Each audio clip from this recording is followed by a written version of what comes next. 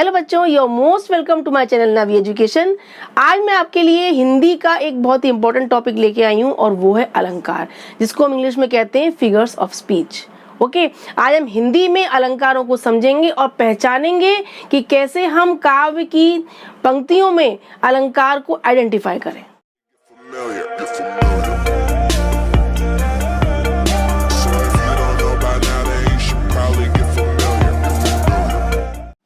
अलंकार क्या होता है? अलंकार को इंग्लिश में कहते हैं फिगर्स ऑफ स्पीच, और इंग्लिश में फिगर्स ऑफ स्पीच की वीडियोस मेरे चैनल पर अवेलेबल हैं, आप उन्हें देख सकते हैं।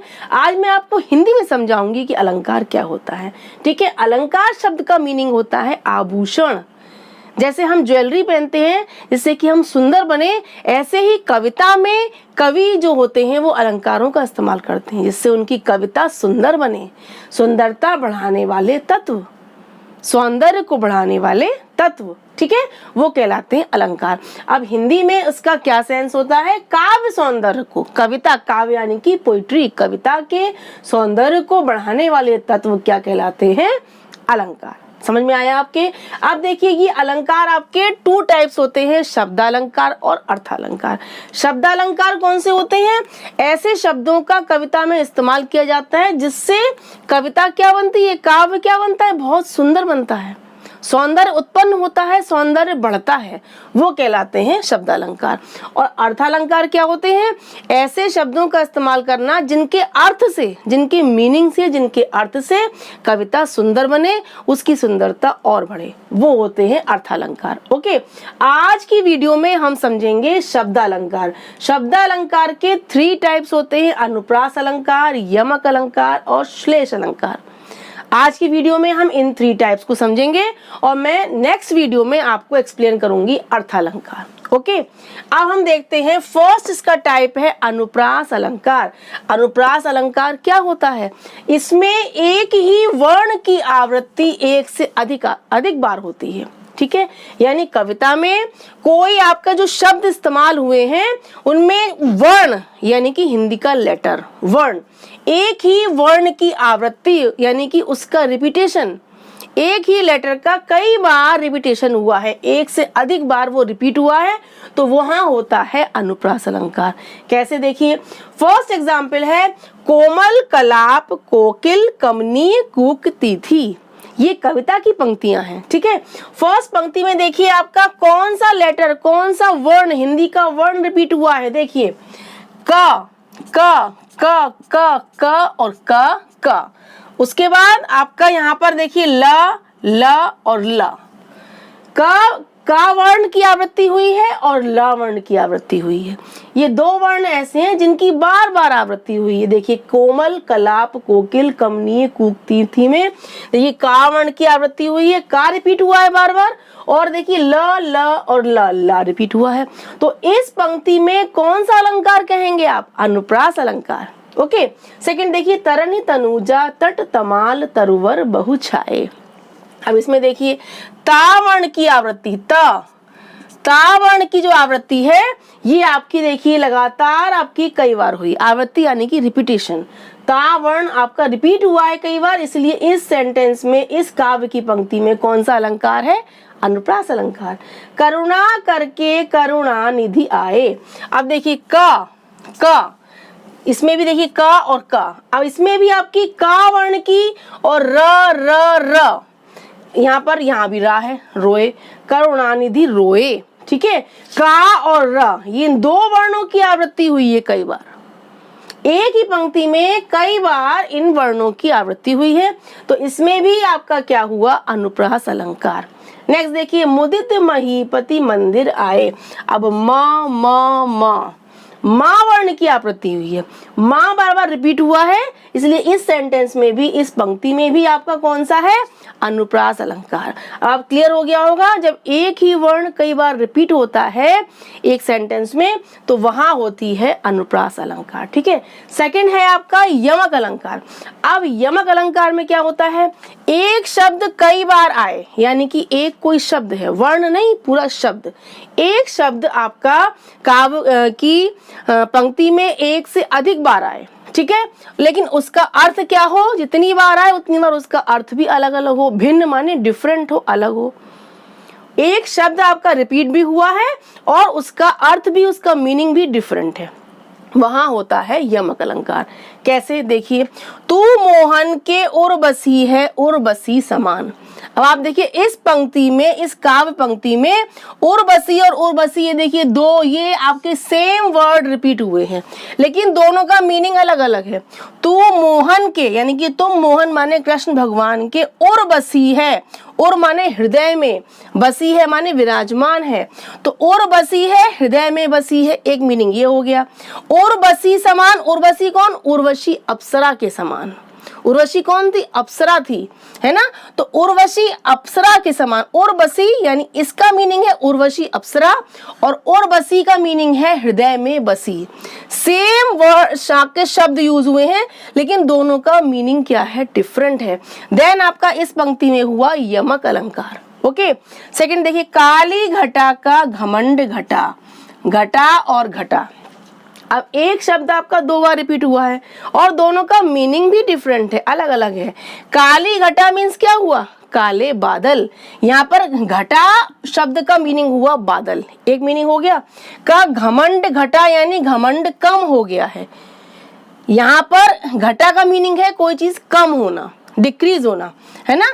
यहाँ घटा का मीनिंग है बादल। घटा और घटा दो शब्द आपके, एक ही शब्द दो बार यूज हुआ है और दोनों का मीनिंग भी अलग अलग है। तीन बेर खाती थी बे, तीन बेर खाती थी। अब तीन बेर खाती माने कि तीन बार, 3 टाइम्स। यहाँ बेर और बेर यूज हुआ है, तो यहाँ पर बेर, एक बेर का मतलब है 3 बार खाती थी वो, 3 टाइम्स खाती थी। क्या खाती थी वो, 3 बेर। बेर माने क्या होता है, बेर फल होता है, फ्रूट होता है, यानी 3 बेर खाती थी। इसका मतलब है बार यानी कि 3 बार, और यहाँ बेर का मतलब है बेर फल। ओके, यहाँ कौन सा हुआ, यमक अलंकार। कनक कनकते सौगुनी मादकता अधिकाय, या खाए बोराए जग बापाए बोराए। अब देखिए कनक और कनक, एक शब्द दो बार रिपीट हुआ है और दोनों का मीनिंग अलग अलग है। देखिए कनक, कनक यानी कनक को पाकर, कनक और कनक इन दोनों को पाकर क्या होता है, मादकता, नशा, उसका जुनून 100 गुना बढ़ जाता है, अधिक हो जाता है। कैसे, एक कनक का मीनिंग है धतूरा। धतूरा खाने से क्या होता है इंसान, या खाए बोराए जग। धतूरा, एक कनक का मीनिंग है एक, यानी धतूरा के खाने से इंसान क्या होता है, बोरा जाता है, उसमें नशा हो जाता है। ठीक है, दूसरा क्या है, कनक माने सोना, वाह पाए बोराए। और एक कनक यानी सोने को पाकर इंसान बोरा जाता है। ज्यादा गोल्ड मिल जाए तो इंसान क्या होता है, एकदम बिल्कुल पागल सा हो जाता है कि हम तो बहुत रिच हो गए, धनवान हो गए। यानी एक को खाने से बोराता है और एक को पाने से बोराता है, यानी धतूरा और सोना। देखा आपने कितना इंटरेस्टिंग है। यमक अलंकार में क्या हुआ, एक ही शब्द कई बार सेंटेंस में यूज हुआ है पंक्तियों में, और हर बार उसका मीनिंग डिफरेंट है। बहुत इजी है और बहुत ही आपको क्लियर हो गया होगा। ठीक है, थर्ड है आपका श्लेष अलंकार। अब हम श्लेष वर्ड का मीनिंग पहले समझते हैं। श्लेष माने होता है चिपकना, किसी चीज का चिपकना, स्टिक होना। ठीक है, अब एक ही शब्द, अब इसमें क्या होता है, इसमें था आपका अनेक बार आए, लेकिन इसमें क्या है, एक शब्द आपका एक बार आए। एक कोई शब्द है वो एक बार आए, लेकिन उसके अर्थ अलग हो, कई हो, अनेक हो, एक से अधिक हो। शब्द यूज हुआ है केवल एक बार, लेकिन उसका मीनिंग जो है वो एक से ज्यादा बार हो, उसके अनेक अर्थ हो, वहां होता है श्लेष अलंकार। कैसे, देखिए, मंगन को देखी पट देत बार बार। अब मंगन माने मांगने वाले को, कोई मांगने वाला आया आपके गेट पर, तो मंगन को देखी, मांगने वाले को देखकर, पट और देत ये वर्ड आपका एक ही बार यूज हुआ है, लेकिन इनके दोनों के मीनिंग डबल हैं, डबल मीनिंग है। एक पट माने होता है वस्त्र देना, किसी मांगने वाले को कपड़े देना। एक पट मीन्स होता है दरवाजा। ठीक है, अब मांगने वाले को देखकर वो वस्त्र देती थी बार बार, जब आता था तब उसको वो बार बार पट माने वस्त्र देती थी, एक मीनिंग ये हो गया। दूसरा हुआ मांगने वाले को देखकर वो पट देते, यानी कि एक होता है देत माने बंद कर देना, एक होता है देत माने देना। ठीक है, पट माने दरवाजा, और मांगने वाले को देखकर वो बार बार दरवाजा बंद कर देती थी। दो मीनिंग हो गए। एक मीनिंग हुआ मांगने वाले को देखकर वो बार बार पट माने वस्त्र देती थी। एक हो गया मीनिंग, एक हुआ मांगने वाले को देखकर वो बार बार दरवाजा बंद कर देती थी। पट माने वस्त्र भी होता है, दरवाजा भी होता है इजी। देखा आपने, एक ही शब्द आपका एक बार यूज हुआ है लेकिन डबल मीनिंग है। सुबरन को ढूंढत फिरत कभी व्यभिचारी चोर। अब ये सुबरन जो शब्द है ये एक बार यूज हुआ है लेकिन इसमें आपके तीन अर्थ चिपके हुए हैं। इसके आपके ट्रिपल सेंस हैं, तीन अर्थ इसमें श्लेष माने चिपके हुए हैं। सुबरन को ढूंढत फिरत, सुबरन यानी एक मीनिंग है कवि के सेंस में, एक मीनिंग है व्यभिचारी के सेंस में, एक मीनिंग है चोर के सेंस में। कवि क्या ढूंढता फिरता है? सुबरन यानी कि सुंदर अच्छे शब्द। अपनी कविताओं को लिखने के लिए क्या ढूंढता है वो? सुबरन। एक मीनिंग हुआ अच्छे शब्द, ठीक है। सेकंड मीनिंग हुआ व्यभिचारी, जो भोग विलास वाला व्यक्ति होता है वो क्या ढूंढता है? सुबरन, अच्छा रूप रंग। क्या ढूंढता है? अच्छा रूप रंग। तो सेकंड मीनिंग ये हो गया। थर्ड मीनिंग है चोर। चोर क्या ढूंढता है? सुबरन यानी कि स्वर्ण, सोना। कहीं उसको गोल्ड मिल जाए, कहीं उसको सोना चांदी मिल जाए तो चोर क्या ढूंढता है? सुबरन यानी कि सोना। तीन मीनिंग हो गए, अच्छे शब्द, एक आपका अच्छा रूप रंग और सोना। यानी एक ही शब्द में तीन अर्थ चिपके हैं, इसलिए इसमें क्या हुआ? श्लेष अलंकार।